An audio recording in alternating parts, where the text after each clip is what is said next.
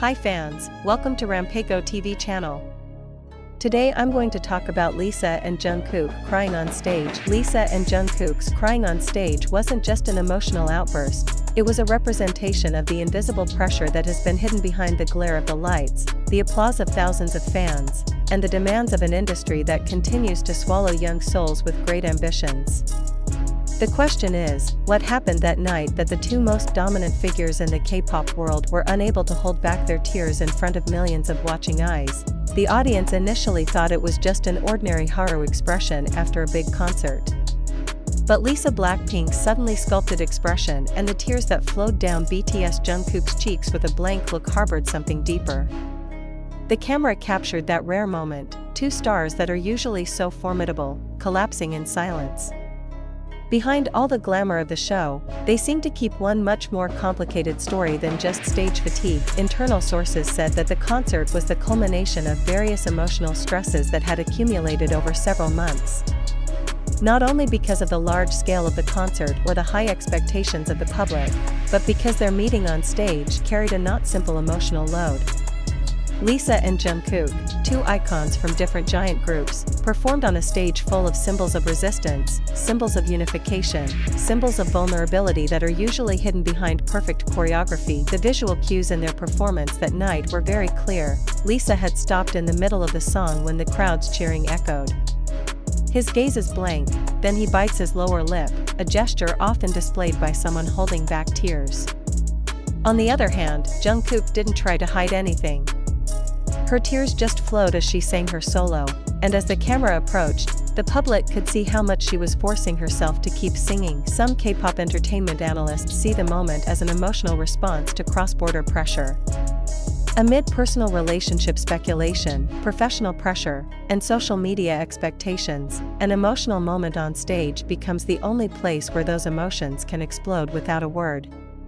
There's no room for Lisa or Jungkook to hide anymore. Cameras, fans, and the world are watching them as human beings, not just icons. Psychologically, many K-pop idols experience what's called an emotional fatigue collapse, emotional exhaustion that causes sudden outbursts of tears even in professionally controlled moments. The combination of high adrenaline on stage, extreme fatigue from touring schedules, and the social pressures that continue to surround them behind the scenes, creates a vulnerable condition for these artists. Lisa herself in a previous interview once said that the stage is where she loves the most and at the same time makes her most fragile. "Everyone saw me dancing and smiling, but they didn't know how much I was trying not to break down," she said with teary eyes. The statement is now again relevant, because that night, he did not manage to hide it. Jungkook is also known to be emotionally sensitive. He had cried at BTS concerts before, but this time it was different. What makes this moment even stronger is the fact that he and Lisa are in one frame, connected to each other in the same cry. The public wondered, was it because they felt the same burden as two young icons who were forced to mature too soon? Or is there a private event that has not yet been revealed to the public? Speculation is mounting that the moment could have been triggered by a backstage incident before they boarded. Some of the staff mentioned that the atmosphere behind the stage was very tense that night, especially after Lisa and Jungkook's seemingly emotional meeting. It is not known for certain what was said, but several eyes watched the two speak at close range, in a serious tone, before they finally appeared and burst into tears. This issue was even more discussed when the slow-motion video of the moment was re-uploaded by fans. Lisa's face, which turned to Jungkook, then lowered her head, was interpreted as a nonverbal signal that there was something emotionally buried. Some netizens believed that they might encourage each other before the concert began, but ultimately could not withstand the pressure once in the middle of a stage that was so open and full of judgment. It is also possible that the moment coincides with a significant personal date or event for both. In the world of K-pop, where idols rarely share about their personal lives publicly, things like birthdays, debut days, or even certain bittersweet memories can have a tremendous emotional impact when brought on stage. The fans responded with empathy. "I have no idea what they're up against, but that moment really made us realize that they're human too," wrote one of the comments that got thousands of likes. Many said that the cry made them feel closer, not farther, from the figures who had seemed too perfect all this time. Observers of Asian pop culture highlight how important this moment is in the grand narrative of the modern K-pop industry. For a long time, the image of idols was shaped as flawless beings, with no room for error or raw emotion. But moments like this show that a shift is beginning to take place, that real emotions are beginning to be accepted as part of the show, not something to hide, said one cultural critic. This phenomenon is also a reflection of how a new generation of viewers began to seek emotional honesty in entertainment. They want to see not only spectacular performances, but also authentic moments that show the human side of the artists. In this case, Lisa and Jungkook not only touched the hearts of the fans, but also changed the landscape of emotional acceptance in the culture of the show. After the concert, neither Lisa nor Jungkook gave an official statement regarding the moment. But their silence only amplifies the emotional resonance left behind.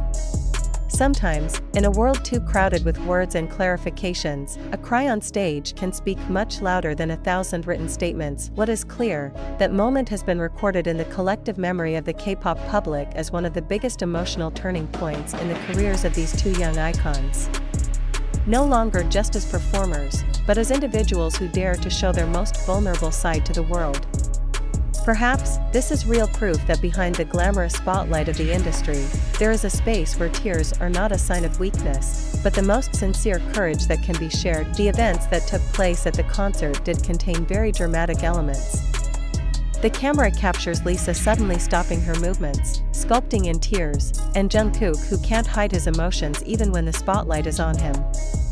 But one important point is worth asking together: could a moment like this have been manipulated, or more extreme, engineered? If so, to whom are these public emotional gains directed? For the artist? The agency?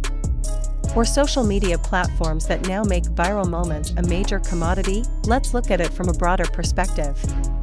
Information about their cries came from various pieces of video, fan comments, footage from TikTok, pieces of YouTube Shorts, even emotional tweets on Twitter, X. Is this information from social media can we fully consider as valid evidence? Or is all of this precisely part of the algorithm's framing effect, where the audience's emotions are shaped by the way the video is redelivered in different versions and narratives? We must also remember that the entertainment world, including the K-pop industry, cannot be separated from business interests. The fact that Lisa and Jungkook are two of today's most influential figures adds a layer of complexity to these events. Is the moment of crying also a tool to consolidate a certain narrative?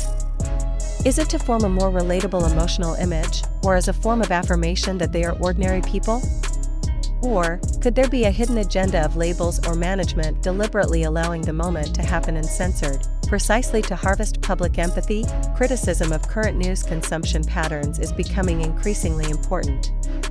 The articles, including this one, mostly utilize material sourced from social media, video snippets, and collective interpretations from fans. This means that the validity of the information we convey is still tentative. Not that it's not true, but it's not necessarily entirely true.